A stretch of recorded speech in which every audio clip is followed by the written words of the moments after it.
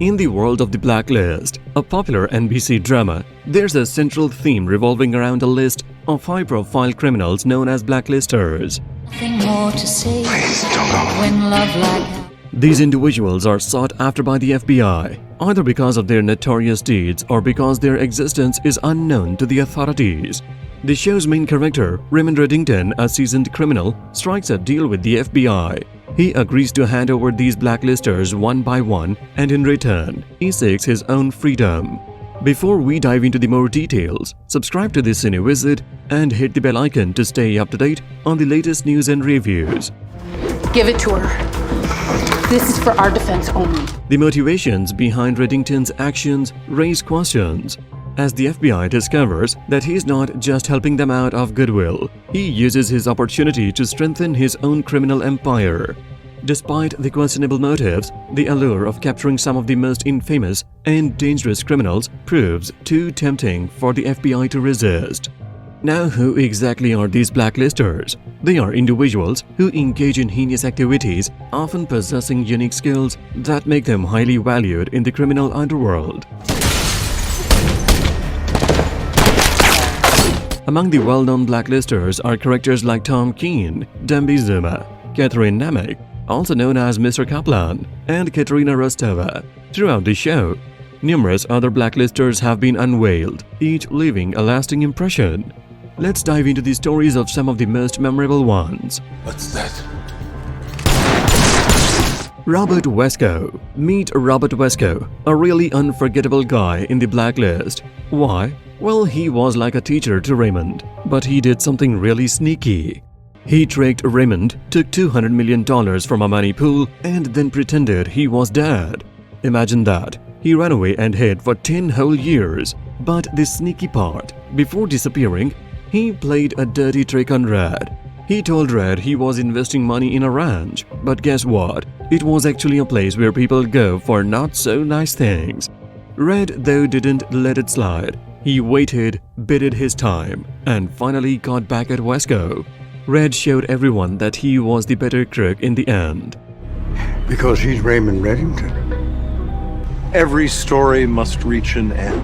Ian Garvey. Let's talk about Ian Garvey, a blacklister with a distinct look, shaved head and dark glasses.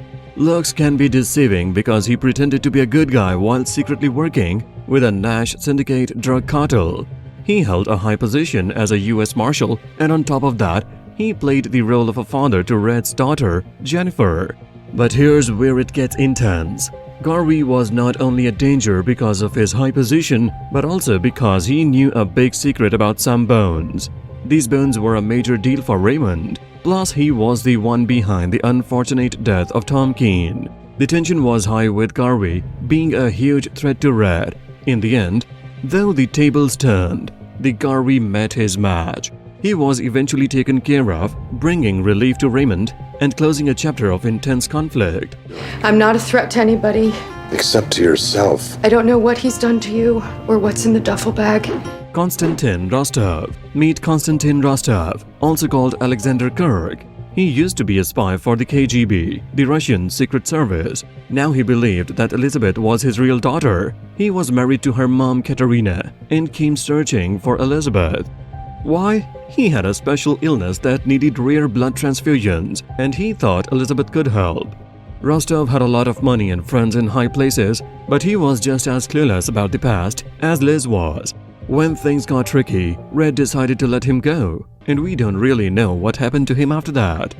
People think that without those special transfusions, he might not have made it. So his fate remains a bit of a mystery.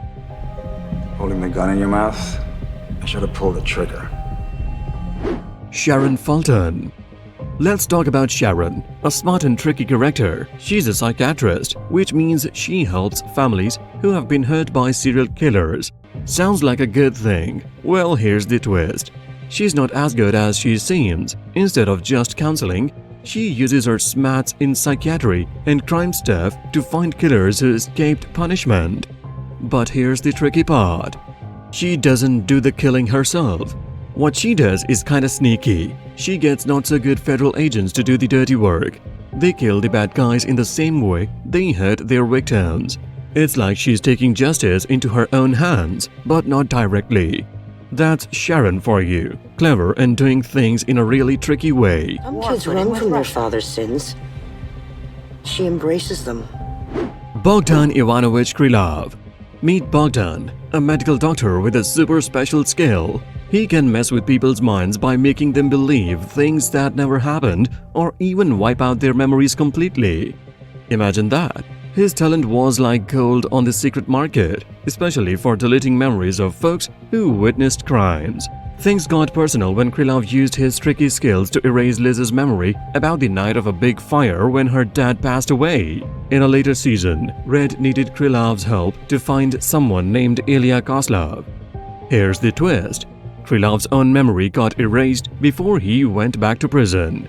Quite a strange turn of events. That's the unique tale of Bogdan, the memory master. I wish I could have taken that chance. Hans Keiler. Meet Hans, a special kind of doctor who works on the secret market. His job is changing how people look with plastic surgery. He played a big role in hiding Red's true identity by altering his face.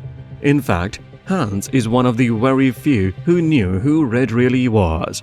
Over 30 years ago, he did some serious face changes on Raymond, turning him to Mr. Reddington.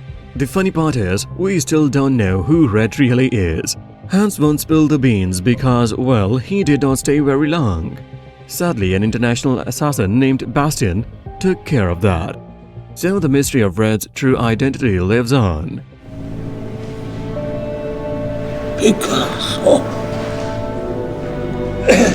Bo Chang. Let's talk about Bo Chang, a guy who doesn't go around killing people or chasing enemies, but don't let that fool you.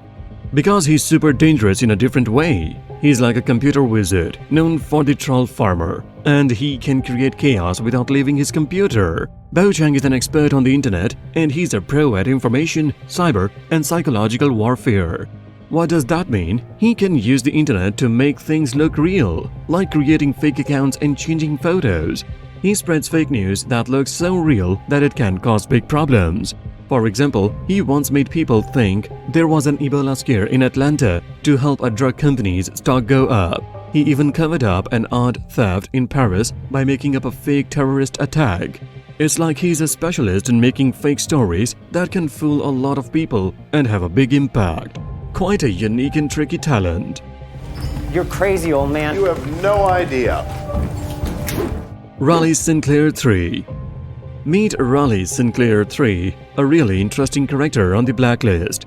What made him stand out? Well, he helped people who did bad things, created fake excuses to avoid getting caught. How did he do it? With some pretty tricky plans. Sinclair would find lookalikes of the guilty folks and make them pretend to be the bad guys. He trained these doubles for weeks or even months, getting them to act just like the real person.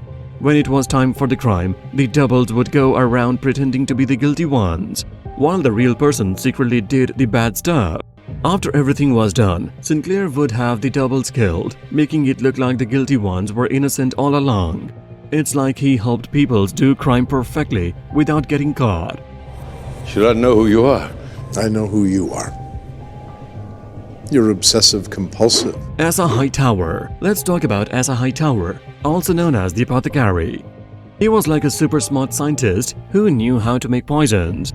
But here's the twist. These poisons were not for everyone. They were customized for specific people. Imagine that. So if someone wanted a particular person gone, they would tell Hightower, and he would create a special poison just for that person. The poisons were tricky because they caused things like aneurysms or overdoses. But what made them really impressive was that they used the person's existing health issues, making the deaths look like natural or accidental. And the sneaky part, no one could find the poison after it was done. Quite a crafty and mysterious skill. I know. Believe me, I'm just as excited as you. Thelonius Prad. Meet Thelonius, a really unsettling character in the series. He organized a secret club called Les Fleurs du Mal, and its members were super rich people looking for excitement that money couldn't buy. But here's the disturbing part. They fell right into Prad's dark plan. In his events, one person would be picked randomly to be in a life-threatening situation. Everyone else just watched as the chosen person tried to escape. They believed that they had a chance, but in reality, they didn't. Sadly, the person would end up dying in a really dramatic way, and the guests would cheer, which is pretty creepy. Thelonius created a twisted game for the thrill-seeking billionaires. Quite a disturbing scenario. Your interest is unusual. And that's a wrap on the Blacklist most memorable Blacklisters journey. We have traveled through the twists and turns of Red's mysterious world, encountering a fascinating lineup of characters, from clever criminals to tricky manipulators. With each episode, the story unfolded, revealing secrets, mysteries, and unexpected alliances. The Blacklist provided a roller coaster ride of suspense, drama, and unexpected revelations. It's been a thrilling adventure, and as we bid farewell to Red and the Blacklist, we carry with us the memories of a show that kept us guessing until the very end. For more videos like this, subscribe to the Cine Wizard and hit the bell icon for notifications.